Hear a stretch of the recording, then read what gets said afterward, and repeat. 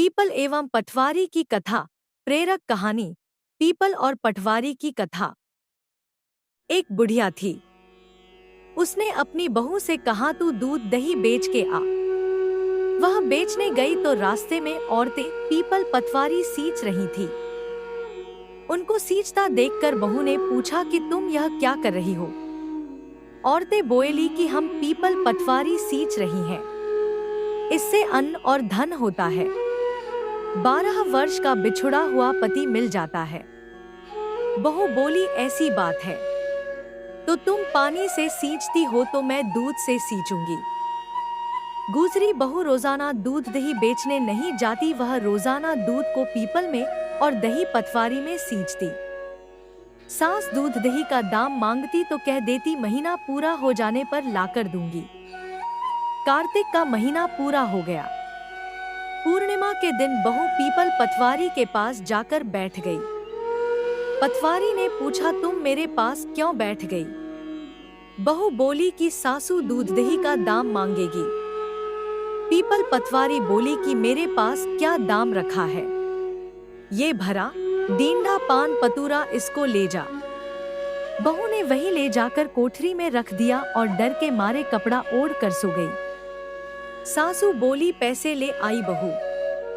बहू बोली, कोठरी में रखे हैं। सासू ने कोठरी खोल के देखी तो देखा हीरा मोती जगमगा रहे हैं। सासू बोली, बहू इतना धन कहाँ से लाई? बहू ने आकर देखा तो सच्ची में ही धन भरा हुआ है। बहू ने सास को सारी बात बता दी। सास ने कहा, अब की कार्तिक में मैं भी पटवारी सींचूंगी। कार्तिक आया, सास दूध दही तो बेच आती, हांडी धोकर पीपल पटवारी में चढ़ा देती। आकर बहू से कहती, मेरे से दाम मांग। वह कहती, सासू जी कोई बहू भी दाम मांगती है, मगर सासू कहती तू मांग।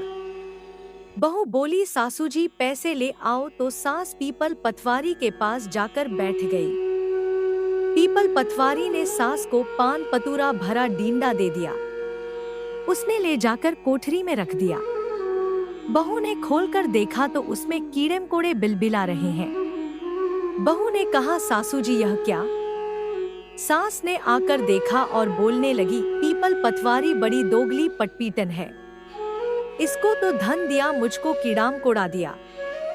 तब सब कोई बोलने लगे कि बहू तो सत की भूखी सींची थी, तुम धन की भूखी।